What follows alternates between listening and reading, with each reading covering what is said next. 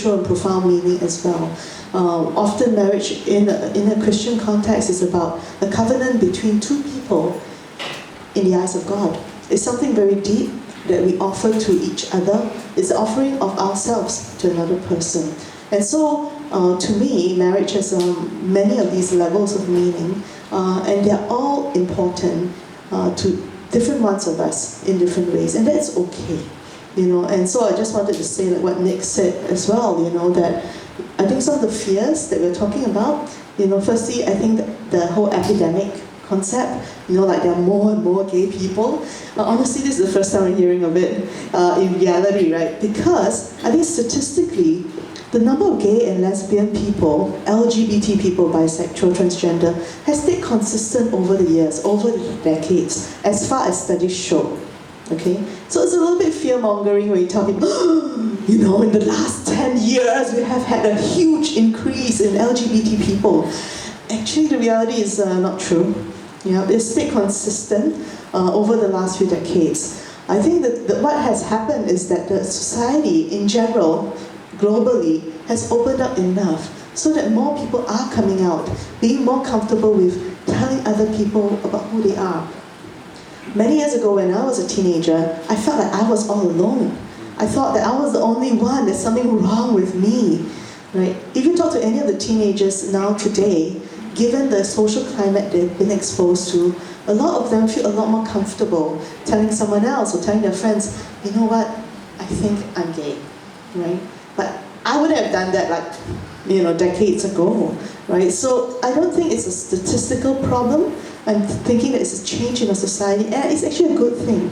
It's a good thing because more and more young people are able to own up and be themselves, to own their stories, and that is infinitely important, infinitely significant to true spiritual, emotional, physical health, right? Don't you think? That if people can face up to themselves and not keep hiding away, I think that's really important. So I think when it comes to the whole idea of marriage, I think it's not so much about pressurizing any group, any religion especially, to do something they are not comfortable with, that is not in line with their convictions or their beliefs. I think that would be like what Nick says. Totally disrespectful, and it would be incorrigible. Something that we cannot accept, unacceptable. But what we need to do is to make it possible for people who do want to make that commitment to someone else that they love, that perhaps is something that we need to create space for at some point. We have overrun the schedule that I had planned. So may I ask the panel if you want to ask some questions to another panel, keep it ready so that we can have to go one by one. To add to Mr. Biswal, what he was talking regarding the government, and it's wisdom that if we press it and put pressure, then the government is forced to make a drastic decision. But I think we can gradually grow into this gracefully, and I'm sure somewhere along the way we'll find better ways of how to accommodate and how to deal with these matters. Now, we know that from Islam, the Sharia law puts gay community to death. That's the law, the Sharia law teachings. And so we know there's extremities in different religions' beliefs and in general. So we have to think about all this. How do we bring about harmony and acceptance? Singapore is right around us, are all Muslim nations. And how do you deal with this? Then of course Singapore government is also under pressure by global community that's putting pressure to legalize it, to accept it and so on. But now talking about marriage, if marriage is to be seen all these thousands of years by the human society, with all the marriage principles applied to it, with children born, and that's how we grow to be nearly 7 billion people today. Then when we want to accommodate what she said is still a small percentage, then we accept this. How do we accommodate in? How do we fit in? So we can't call it marriage, because it's not marriage, because the definition of marriage doesn't suit it. So call it another name. Union of men or union of women, in some words that you could be used. So therefore, Christians or the religious people don't feel pressure to modify what they believe in, what they change in, so that way we can categorize differently. Now, in terms of legally to protect like property in marriage and all the things, well, he could have written a will before he died. Then family cannot take over because he has written the will to the one he loves. And if LGBT is seen as love, or is it seen as a sexual lust? Unnatural sexual lust. But it all both coming together, because marriage is also not only love, but also sexual union, and therefore children are born. So then if we allow to lift this law, there are many factors to consider. Pedophile wants their rights. Then the rapist wants their rights to be legalized. Do we legalize rape? And do we legalize pedophile? A child has its rights, and child need to be protected. Now there are experts in the field where countries have approved homosexuality. They are saying pedophile is okay. Now next they're going to go to that. Then next they will ask pedophile. Then another guy says he like to beat up the girl, torture her, and do everything, and even kill her. That is his personal satisfaction. Do we approve that too? So there is law. I think we have to have regulation, restrictions. Any freedom must not be detrimental to the society. It must bring harmony. It must bring help to it. Like, you're very rational, and I think you should speak more for the LGBT people to hear from your point, because we speak, they think we hate them. But generally is to bring these things. All laws have been connected to natural law. We look at nature. What is nature teaching us? Put religions aside. We can all unite together when it comes to nature and what nature teaches us. If there is abnormality, then how do we deal with it? Do we deal with it as a therapy, or as I call it, epidemic, and so on? Or do we deal with it as she said, is love? Then how do we allow this community to grow and function? Will this minority community impose it on the majority? Will you insist that it must be brought into education? Now already it's coming out in cartoons in many ways in the Western side. They are imposing it. And when they impose it, this is what Singaporeans will be more afraid.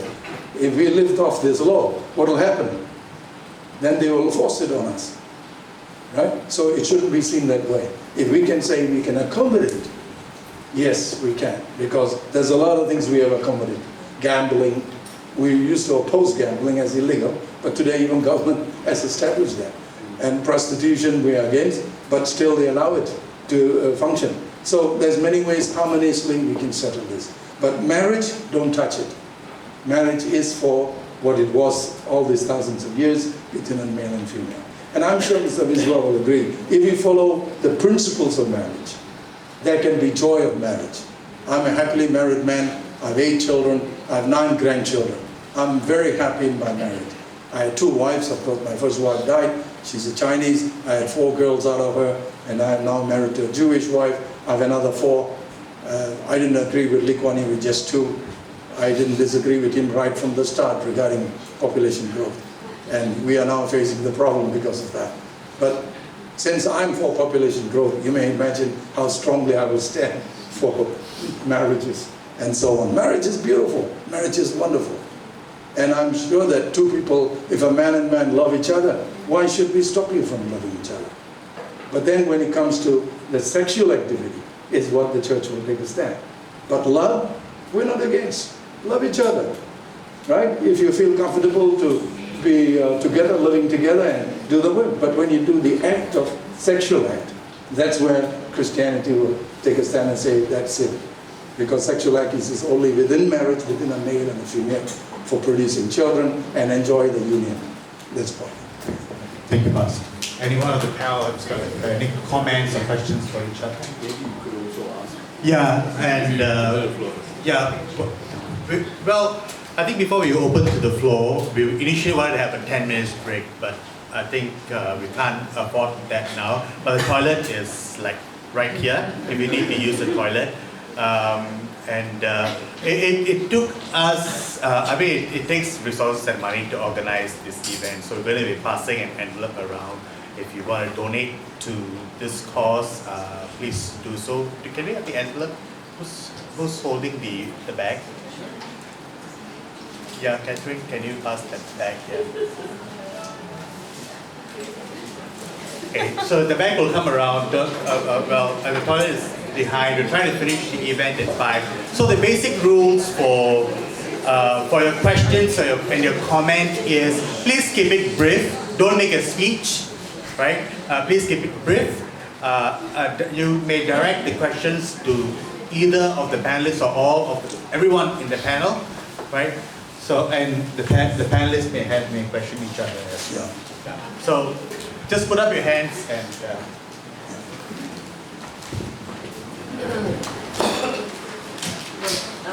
Thank you very much. Yeah, thanks very much for doing this. I think you're very polite, which is probably good for a first session. Are you planning to continue this, or is this a one-off? And I think in each of your minds, what do you think we should do in Singapore? You know, in terms of you say that, I think somebody said the vast majority of Singaporeans are not sympathetic to gays.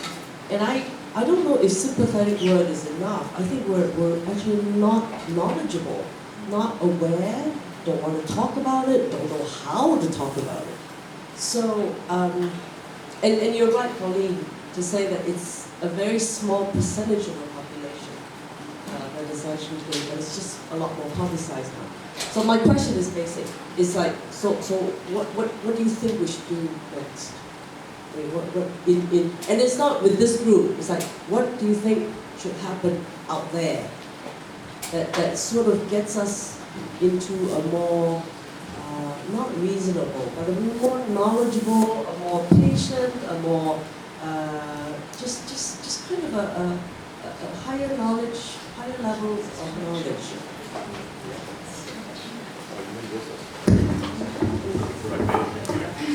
Actually, okay, as a gay man, right, what I would like to see happen, and this was like something that I mentioned in one of my conversations, I think we discount a lot about Singapore. The fact that we have got 4 major races, 4 major religions that manage to live side by side is really something quite wondrous and something that you don't see happening around the world, right? So, if we are able to bring 4 major religions that when you look at it on paper, are so fractious and so different from each other, but 51 years later, we are still here, we're not killing each other. Why can't that happen between the religious side and the gay community? And, you know, I think, especially in the last few years, the internet has not helped with social harmony because people now find it very convenient to air their differences, to air their disagreements, and then people start taking stances without remembering or not recalling the fact that our country was actually founded on the premise of compromise, right? We, you know, a Muslim doesn't take pork, you know, the Chinese takes a lot of pork, I do. But we are fine with it, and we don't, and like Chinese community, we don't see the need to shove it in the faces of our Muslim neighbors and say that, I'm taking pork, why aren't you taking pork? You know, because the majority says that, you know, should be pork. We respect them, we afford them the spaces to have like halal food establishments and so on and so forth. And I can list 1,001 differences that actually Singaporeans we take for granted. We live with differences every day. So this is just another difference. And that is what I hope we would eventually move towards. We shouldn't be seeing it as you either accept or you don't accept. I think it should be, we can live alongside one another. You be you, I be me, that's it. Thank you. Sorry, get your name. Lily. Sorry? Lily. Lily. Lily.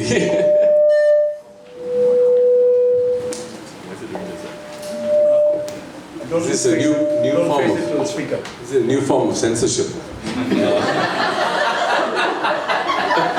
It's called jamming, you know? I talk too much, that's all. I talk too much, yeah. Okay, so I'll keep it brief. Yes, Howard, get the cue. I recall some time back, you know, Constance Singham from, was one of the founders of Aware. She was talking to me about, you know, how to create awareness of Aware, right? And my suggestion to her was, get a lot more men involved in a way. You see, otherwise you end up preaching to the converted. That's the point I'm making, right? I think what we need to do is have a lot more people who are not from the LGBT community participating in discussions on LGBT, so that you create awareness, so that there's an exchange of ideas, and there's a cross-pollination of sensibilities. That's what we need. Otherwise, you could end up being something like a ghetto community. And you want to move away from that. You want open spaces. But I think there needs to be a conscious effort to be more inclusive. Because the LGBT issues don't pertain just to members of the LGBT community. The LGBT issues pertain to society and every member of society. And I think we should all get involved, right? And then the tensions reduce, because there'll be an exchange of knowledge, there'll be a debate of ideas, right? And hopefully over time, we understand the art of debating without being nasty or adversarial. So I do feel that that's a big step we need to take. Thank you. All right, so we will take more questions from the floor. We'll take maybe 3 questions at a time before the panelists speak here. So this gentleman here, first, the second gentleman, well, yeah, you can go first, yeah. Hi, my name is John. Just to first speaker, Pastor Christopher. Yeah. Okay, what do you think of this proposal? Okay, first mentioned that Christians got to preach the Bible and preach about love that is not hate but is expression of love and so on. So can the Christian churches do it in this way? That is to say, for example, definitely idolatry is the greatest sin, right? But the Christians do not, during, for example, the Hindus' celebration of Thaipusam, okay, the Christian churches do not then organize another gathering on that day and to say that idolatry is sinful, etc., etc. They disagree with the Hindus, okay, on their worship, and they say there are so many idols worship and so on, right? But the Christian churches do not like purposely on the day of Thaipusam organize an event to preach a totally opposite message publicly. Yes, within the church they can talk about why idolatry and idol worship is sinful and so on, but they do not so much do it in the other way, just talk about. So can the Christian churches treat this LGBT issue in the same way? While they disagree with it, they do not, for example, proceed on the day of Pink Dot, organize another event to preach the totally opposite message, but treat just like a different religion. There's an LGBT is just a different religion, for example. So while you disagree, but you do not purposely go out to so-called create offense, or you can continue to teach the message, right? Especially to your own member. You can put up a statement to the public. But we do not see so much statement from churches to talk about the other religions are wrong and they are preaching to idols and all that. So by doing, that means we can achieve harmony by treating as if this issue is another religion. So like Nick said, how we manage to maintain religious harmony despite the differences and disagreement. Yeah, so use that sensible approach. And lastly, the second point is about the 377A issue. Yes, I know that based on one of the recent surveys, majority of Singaporeans are not that comfortable with LGBT. But I think the more relevant survey question is not that, because I do know of quite a number, even conservative Christian people, prominent ones even, they say that this is a sin definitely, but they say 377 is pro. So that means to say among the majority who are not comfortable with LGBT, you ask them directly, would you like 377A to go away? You may be surprised that a lot of these people who are not comfortable with gay sex, but they will agree to say that 377A should be repealed. So it's a different issue. Just like yourself, Pastor Christopher, you say that this is sinful, but at the same time you think 377A is not good to be there. So yeah, thank you. Thank you. Han, right? Sorry, this gentleman, yeah, sorry. Oh, no, Han is not here. Okay. Sorry about that. It's okay. Hang on. Okay, there's one more gentleman there. Hi, sorry. Sorry, my question is directed to Pastor Christopher as well. So, from my own understanding, law and also sin is constructed based on how you hurt other people. So the reason why we consider rapists, horrible human beings is because unfortunately they infringe on the consent of another party. That's the reason why I would like to ask Pastor Christopher, why is being gay wrong, especially if both people consent to the act of fornicating or having sex with each other? Yes. Thank you. Okay, the third question will be from this gentleman right in front. Hello. Oh, hi. Kelvin. It's just to a point for Vishwa, regarding the activism part. I think a lot of problems now, I wouldn't say it's a problem because more people are coming out, but they are coming out more to get their own equality. They are not resolving their own issues, and that's why you have also see a lot of pushing towards LGBT. But if you take I normally take this long-term view. We are laying brick roads so that future generations can use it later on. You see, like building mountains, it takes forever. And if you look into Singapore history, like only recently, we're starting to see MNCs, banks, they're actually equalizing like medical benefits for domestic spouses, which is totally very difficult to get, even in an insurance, from an insurance point of view. So when we look at that in the long term, we can just see there are changes in Singapore, and not something that it is slow, but unfortunately a lot of people will suffer along the way, but it's something that it will happen eventually. I agree with you. And to Nick, regarding marriage and as a cornerstone, well, I mean, as Mr. Vishwa already pointed out, divorce, even with marriage, there's so much divorce. So marriage between guys or girls or two men, two women is more about communications and the social bonds and family and friends that supports them more than if you're just two person alone. It's actually more difficult, which is what I see a lot in the gay community, and that's why they break up, because they're always by themselves, and once they break up and that's it, no support, no anything. For last one to Mr. Pastor Christoph.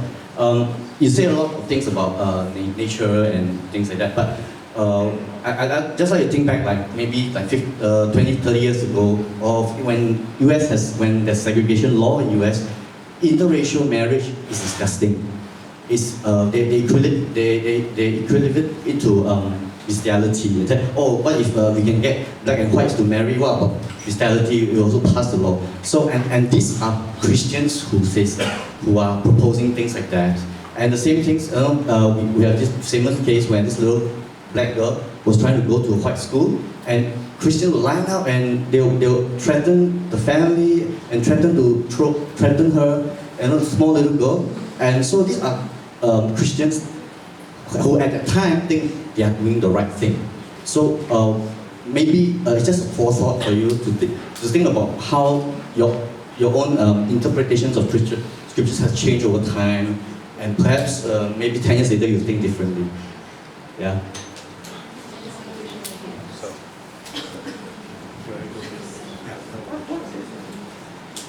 As I already explained earlier, that for Christians is based on God's word.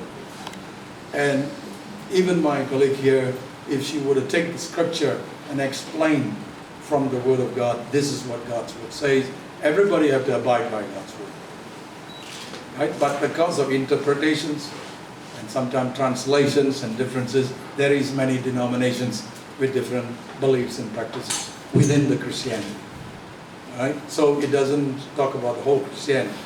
But in general, all religions, they follow their basic teachings. What their teachings say is what they obey and follow. So if in their teaching it says it's sin, then they say it's sin, because they want to obey God. Right? Now, as for 377 having double standard, I'm fully for it, because then all the other immoral activities, or according to the Bible, then it must be sin, it must be a crime too.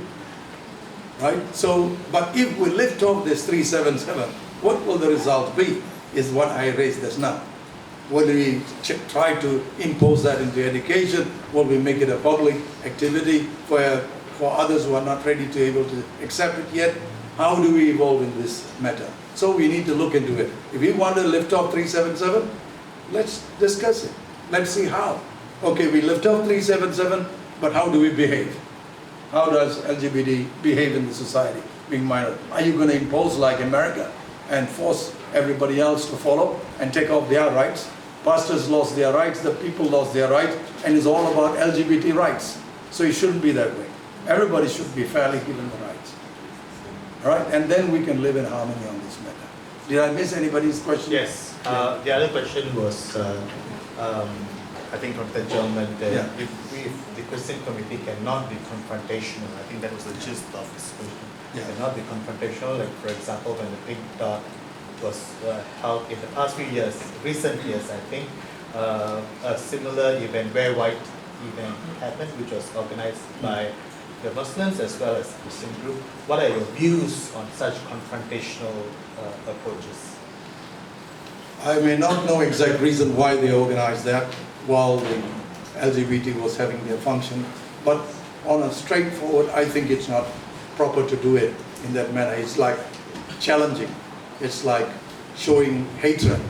But if we love, give the chance for the LGBT people to express themselves in their meeting, whatever they are having. And then the Christians could have another day and talk about that subject, what was discussed. I think that is more peaceful, harmonious way of doing it. I'm for that, right? But if there's any reason they did that, I really don't know why they did that. But on Christian basis, they shouldn't have done it. That's what I think. They should choose another day. Right? But that shows one thing, that we still have some frictions here. There's some challenges. Because there is no understanding. As our Lilia said, we need to increase in knowledge. Maybe church need to understand more. And at the same time, you need to understand the church more. You may have a misunderstanding about the church. And the church may have a misunderstanding about you. So there has to be, like what Mr. Ravi is doing, more conversation. I hope more pastors will respond to come and listen to you more, and also you listen to Christians or Muslims or other religious Buddhist groups to express what they feel, so that we have a harmonious way to find solutions.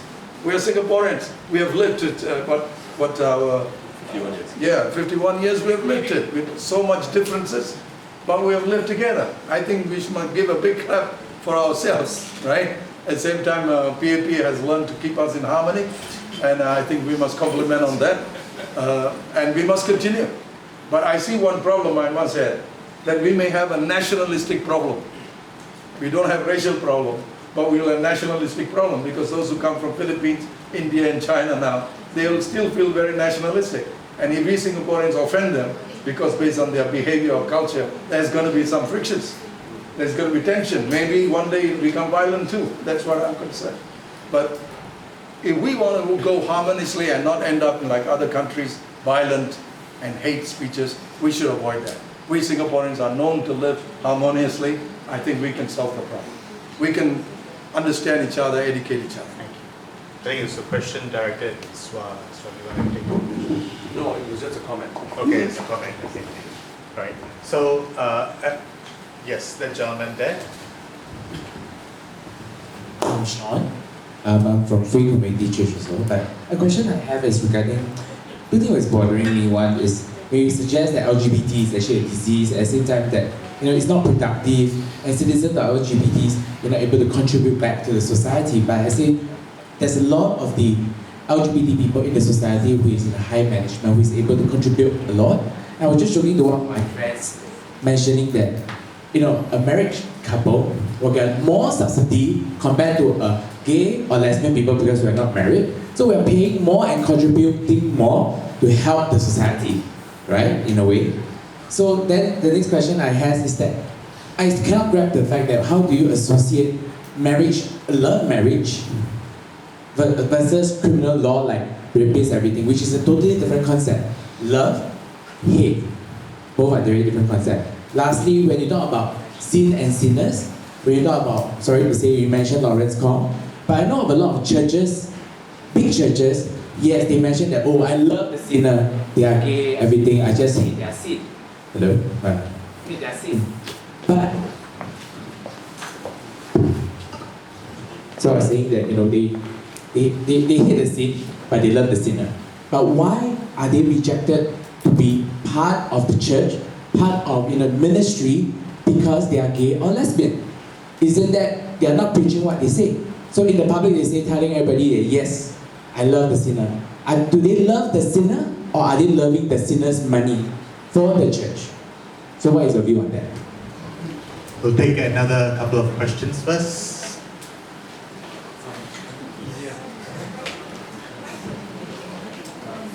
Hello. Hi, my name is Eugene. Pastor Pauline, I don't want you to feel left out, so let me ask you a question. Someone who is involved both in the gay community and also in the Christian world, I think a little bit following on from Sean's question, how do you think the church can better serve the gay community? What are some practical things that as a church can do to help bridge this divide that we're having, right? So the second question is, you lead a church that is both gay and Christian at the same time. This is a little bit oxymoronic perhaps to a lot of people.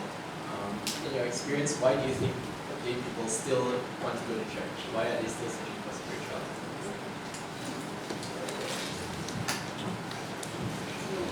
Hi, I have a question for Mr. Riley. So I guess I was... Sorry, which gentleman? Sorry, the gentleman on the right, yes. Okay. Sorry. This one, yes. This one. So I think I was quite interested in your analysis of, I guess, the leaders of this country and what their take would be, and what it would take to change laws in a certain way. So I think what you said was that the leaders recognize what is right, but they don't want to do it now because a lot of the population is not behind them. And so I think that's a very interesting stance, because if the leaders know what is right to do, why don't they be the leaders? And actually, another analysis would be, why don't they actually be the leaders